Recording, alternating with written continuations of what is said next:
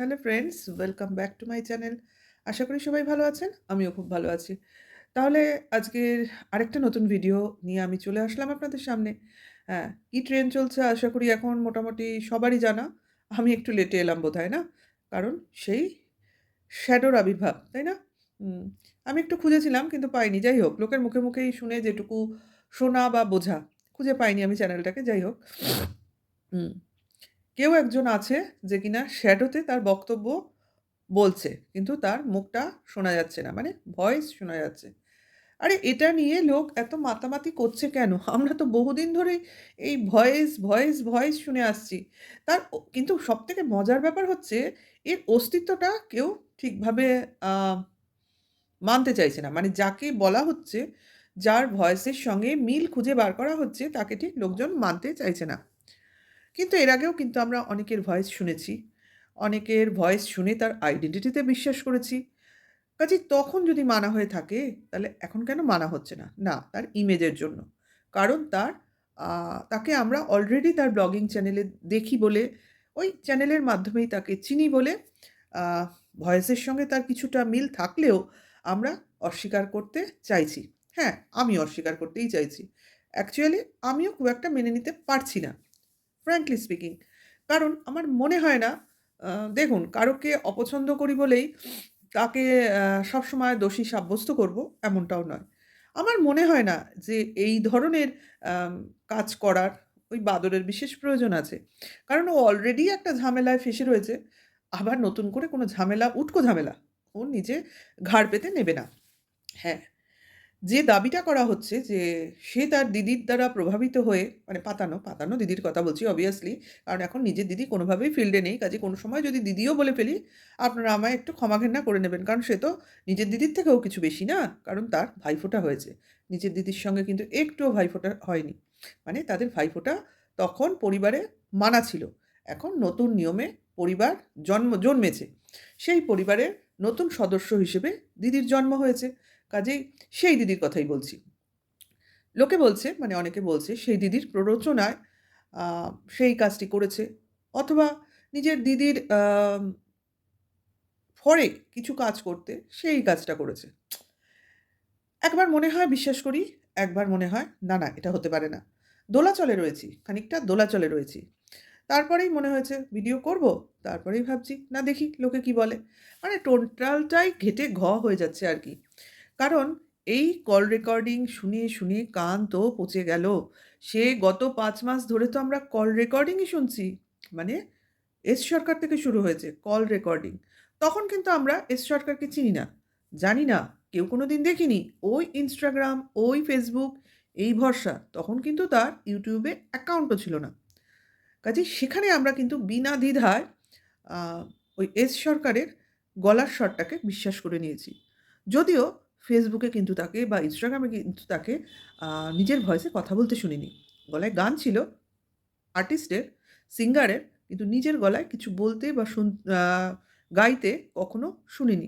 অথচ তখন আমরা কিন্তু বিশ্বাস করে নিয়েছি যে ভয়েসটা আমরা শুনেছি ওটা এস সরকারের। সেটা কিন্তু নিঃসন্দেহে আমরা বিশ্বাস করে নিয়েছি। মানে ফটোতে যে এস সরকার বলে সবাই দাবি করছে, তারই যে ভয়েস আ ওই অরিজিনাল ভয়েস যেটা আমরা শুনেছিলাম সেটা কিন্তু সবাই এক বাক্যে স্বীকার করে নিয়েছে। কারণ তার তো আগে কেউ শোনেনি, আগে কেউ দেখেনি। কিন্তু আমি বলি তখন যদি নির্দ্বিধায় বিশ্বাস করে নিয়ে থাকে, তাহলে একটুও সামান্যতম সন্দেহ প্রকাশ না করে থাকে তাহলে এখন কেন এত সন্দেহ? যেহেতু আমরা আগে থেকে চিনি তাই? যেহেতু আমরা তার গলার স্বর আগে থেকে শুনেছি তাই? কিংবা তার চরিত্রটাকে কিছুটা হলেও আমরা জানি তাই? কিংবা আমাদের যেমন মনে হচ্ছে এগুলো করার প্রয়োজন নেই। মানে তাকে অনেকটাই জানি। সেই বিশ্বাস থেকে বলছি তাই। তাহলে এতগুলো ভাবনা চিন্তার মধ্যে যদি আমাদের অবিশ্বাস কাজ করে ওই গলার স্বরটা শোনার পরেও তাহলে যাকে আমরা অলরেডি চিনলাম না, যাকে আমরা অলরেডি দেখলাম না, যার গলার স্বর কোনোদিন আমরা নিজ চোখে দেখে তার মুখ থেকে বেরোতে দেখলাম না, তাকে কি করে আমরা বিশ্বাস করে নিলাম? যাই হোক এখানেই আমার প্রশ্ন, আমি এখনো এর উত্তর পাইনি। আমার চ্যানেলে যদি কেউ ভিজিট করে থাকবেন তো দেখবেন আমি ডে 1 থেকে এই সরকারের উপস্থিতিটা সম্বন্ধে ডাউট প্রকাশ করে এসেছি। জানি না কেন আমার এটাকে বিশ্বাস মনে হয়নি? হ্যাঁ, করব, বিশ্বাস করব। যেদিন স্বয়ং টিনা আমাদের introduced করিয়ে দেবে। আ introduce করিয়ে দেবে ওই এস সরকারের সঙ্গে এবং হয় না সামনাসামনি কথা বলল, এই যে এ হলো এস সরকার, বলো কিছু এদের বলো, এরকম সামথিং বলবে। আ মানে যেভাবে আমরা আ বাদর আর টিনাকে পাশাপাশি দেখেছি কত রকম কথা বলতে, কত রকম শো করতে, এইরকম। যেমন কিনা বিয়েবাড়ি গেল টিনা।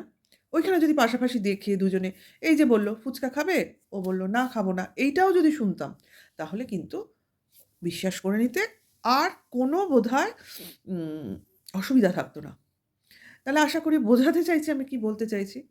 আ এইটাই হলো পয়েন্ট। আমরা কিন্তু বিশ্বাস করছি না ওটা যে সন্দীপেরই ভয়েস। সবাই বলছে সন্দীপের ভয়েস। আমারও বলতে অসুবিধা নেই। না, আমারও মনে হয়নি ওটা সন্দীপের ভয়েস। আমারও মনে হয়েছে ওটা কেউ আম বিকৃত করেই বলেছে। কোথাও তো বলা হয়নি যে আমি সন্দীপ বলছি। আ যে শুনেছে সে ওটাকে ডাউট প্রকাশ করে নিচ্ছে। আর যেহেতু তার দিদির হয়ে সে বলছে, সেজন্য খানিকটা সন্দেহ প্রকাশটা আরো বেশি মাত্রায় হচ্ছে। তা সবথেকে ভালো উপায় কি? ভয়েসটা আ যাচাই করা হোক। যাকে ব্লেম দেওয়া হচ্ছে, আমরা তো বলছি সে হয়তো দোষী নয়।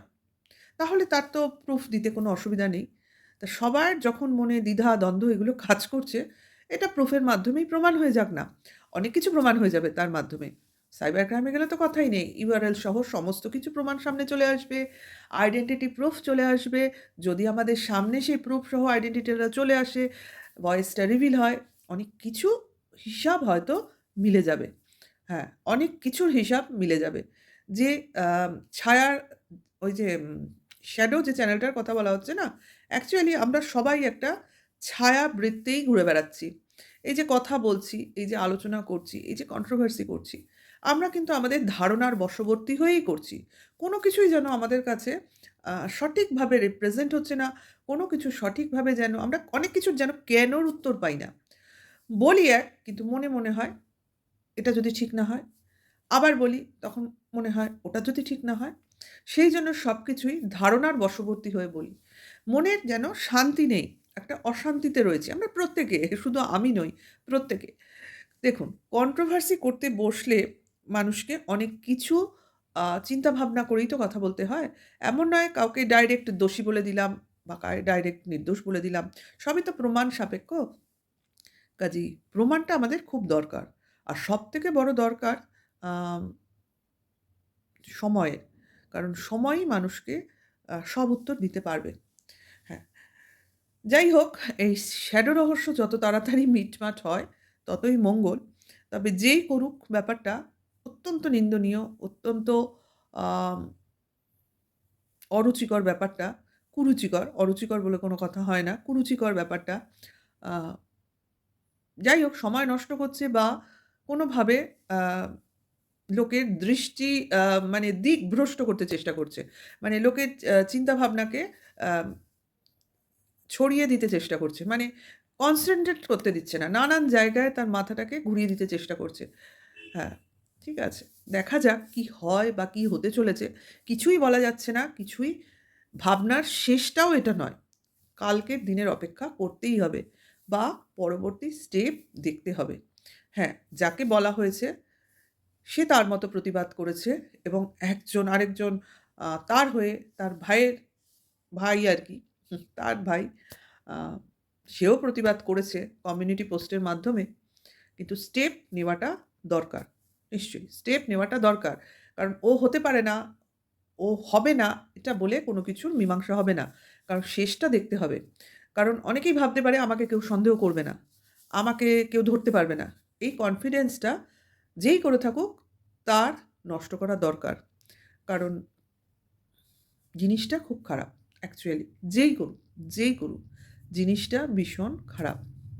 কারণ যা বলার সামনাসামনি বলো। ঐরকম আ পিছন থেকে এসে ঐরকম ভয়েস দিয়ে কাউকে থ্রেট দেওয়া ইটস নট ফেয়ার। ওকে? এইটুকুই বলতে আসলাম। যতটুক জানি ততটুকুর উপর বলতে আসলাম। বেশি বললে দর্শকরাও বুঝতে পারবে না। অ্যাকচুয়ালি আমরাও কিছু বুঝছি না। আমরাও মাঝ দরিয়ায় রয়েছি। যখন পুরোটা ক্লিয়ার হয়ে যাবে তখন আমরাও আরো ভালো করে বিশ্লেষণ করতে পারব। এটুকুই বলার ছিল, এটুকুই শেয়ার করার ছিল। তাহলে আমার সঙ্গে যারা আছেন তারা ভিডিওটা ভালো লাগলে অবশ্যই একটা লাইক, কমেন্টস আর পারলে শেয়ার করবেন। সবাই ভালো থাকবেন, সুস্থ থাকবেন এবং আবার দেখা হবে অন্য সময় অন্য একটা ভিডিওর সাথে। টাটা।